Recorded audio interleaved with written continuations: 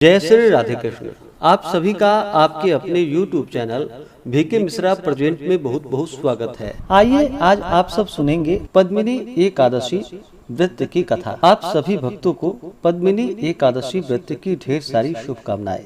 आप सभी के जीवन में लक्ष्मी नारायण की कृपा से आप सभी को सभी प्रकार के सुख और समृद्धि की प्राप्ति हो। एकादशी का व्रत जो कि हर माह के कृष्ण पक्ष और शुक्ल पक्ष की एकादशी तिथि के दिन एकादशी का व्रत किया जाता है। एक वर्ष में 24 एकादशी का व्रत होता है। वहीं पे अधिक मास होने पर 2/26 एकादशी का व्रत होता है। अधिक मास शुक्ल पक्ष में जो कि पद्मिनी एकादशी का व्रत किया जाता है। एकादशी का व्रत जो कि भगवान श्री कृष्ण और भगवान विष्णु को अति प्रिय होता है। इसे एकादशी या 11 व्रत के नाम से जाना जाता है। पद्मिनी एकादशी के व्रत में इस दिन विशेष प्रकार से भगवान विष्णु के पद्मनाभ स्वरूप का पूजन करना चाहिए।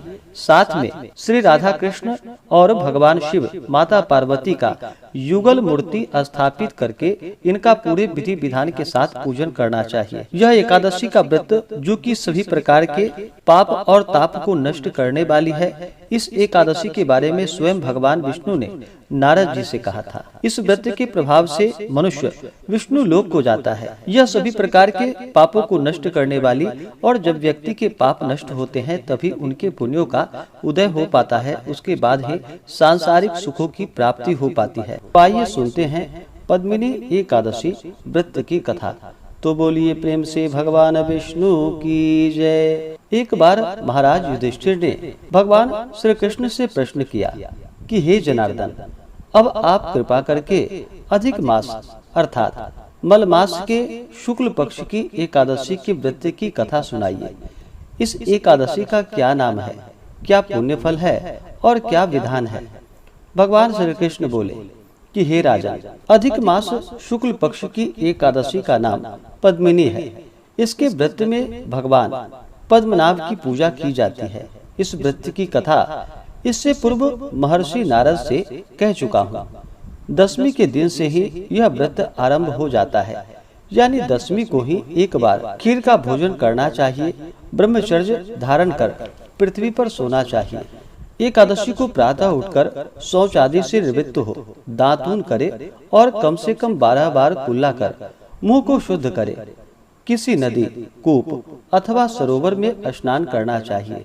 गोमय, मृतिका, तिल, कुश और आंवले के चूर्ण से विधिवत स्नान करना चाहिए।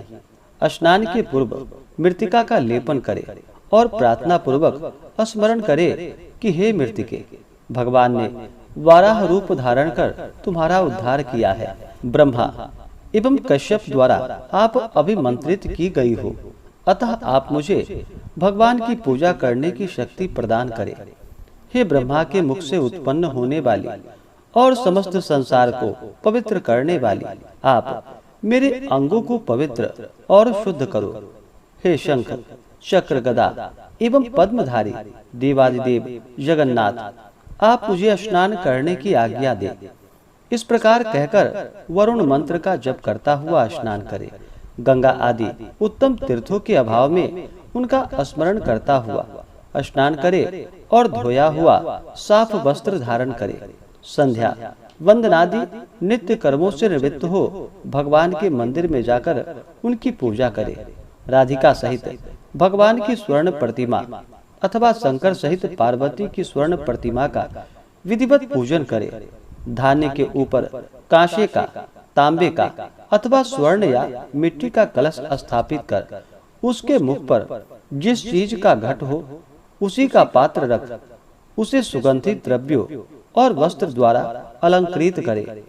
तब उसके ऊपर भगवान की प्रतिमा स्थापित कर विधिवत पूजन करे। पुष्प, गंध और ऋतु फलों का यथाशक्ति नैवेद्य लगावे और फिर भगवान के सम्मुख रात भर जागता हुआ नृत्य करे। उस दिन किसी पतित अथवा ऋतुमती स्त्री का स्पर्श न करे।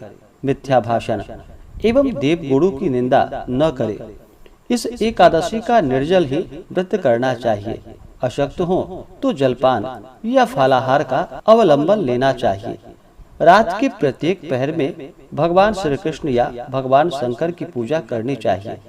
पहले प्रहर में नारियल का फल, दूसरे प्रहर में बिल्व फल, तीसरे प्रहर में सीताफल और चौथे प्रहर में पुंगी फल यानी कि सुपारी फल अर्पण करनी चाहिए। इस प्रकार नैवेद्य लगाने से क्रमानुसार अग्निष्टोम, वाजपेयी, अश्वमेध और राजसु यज्ञ का पुण्य फल प्राप्त होता है तथा पृथ्वी में उपस्थित समस्त तीर्थों के करने का पुण्य फल प्राप्त होता है। इस प्रकार पूजन करता हुआ रात भर जागरण करे, सूर्योदय होने पर स्नान कर भगवान का पूजन करे और ब्राह्मणों को भोजन कराकर भगवान की प्रतिमा एवं घट इत्यादि उनको दान करे। हे राजन, पद्मिनी एकादशी के विधि का विधान तो मैं सुनिश्चित तुम्हें सुना चुका। अब इसके विषय की एक आख्यायिका जिसको महर्षि पुलस्त ने नारद जी से कही थी और जो अत्यंत ही सुंदर और पवित्र है, वह मैं तुमसे कहता हूँ, ध्यान पूर्वक सुनो।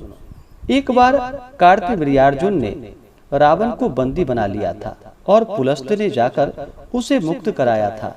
इस कथा को सुन नारद जी ने पुलस्त जी से पूछा कि हे भगवान, यह बात मेरी समझ में नहीं आती कि त्रिलोक विजयी रावण को कार्तवीर्य ने किस प्रकार बंदी बना लिया था।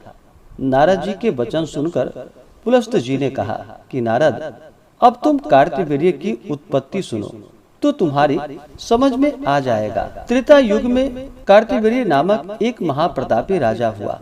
यद्यपि उसके महल में एक से एक सुंदरी 100 रानियां थी, तथापि पुत्र किसी को नहीं था।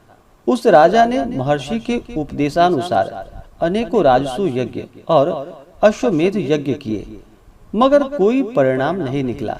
तब राजा अत्यंत उदास और दुखी रहने लगा। सोचते सोचते तप करने के लिए जाने का निश्चय कर राज्य का भार मंत्री के मत्थे देकर तपस्या करने को चला गया। यह समाचार सुनकर उसकी एक रानी, जिसका नाम प्रमदा था, अपना वेश तपस्विनी का बनाकर राजा के साथ निकल पड़ी। वन में जाकर राजा ने 1000 वर्ष पर्यंत तपस्या की, मगर कोई फल नहीं हुआ। यह देख प्रमदा को दुख हुआ।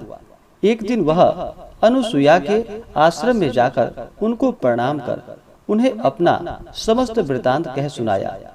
हे देवी, मुझे कोई ऐसी युक्ति बतलाइए कि जिससे मेरा मनोरथ पूर्ण हो। रानी की समस्त राम कहानी सुनकर देवी अनुसुईया ने कहा कि तुम अधिक मास को, जो 32 महीने के बाद आता है और उसमें 2 एकादशियां होती है, पद्मिनी और परमा, ये दोनों ही एकादशियां अतुल और अक्षय फल को देने वाली है। अस्तु, तुम इन दोनों एकादशियों का व्रत करो, भगवान का पूजन और भजन कीर्तन कर रात्रि में जागरण करो, तुम्हारी मनोकामना अवश्य ही पूरी होगी। रानी देवी अनुसुईया के व्रत का विधान सुनकर अपने आश्रम में आई और पद्मिनी का व्रत निराहार और निर्जल रहकर रात्रि जागरण कर और कीर्तन किया। व्रत के समाप्त होते ही भगवान कमलनाथ प्रकट हुए और रानी से कहा कि वर मांगो। रानी ने भगवान को दंडवत प्रणाम किया और हाथ जोड़कर अनेकानेक स्तुति के पश्चात कहा कि हे देव, यदि आप प्रसन्न हैं तो मेरे पति देव की इच्छा पूर्ण कीजिए। रानी के ऐसे वचन को सुनकर भगवान ने राजा से कहा कि हे राजन, तुम्हारी स्त्री ने पद्मिनी का व्रत करके मेरी आराधना और पूजन किया है। अस्तु, मैं प्रसन्न होकर कहता हूँ कि तेरी जो भी इच्छा हो वह वर मांगो।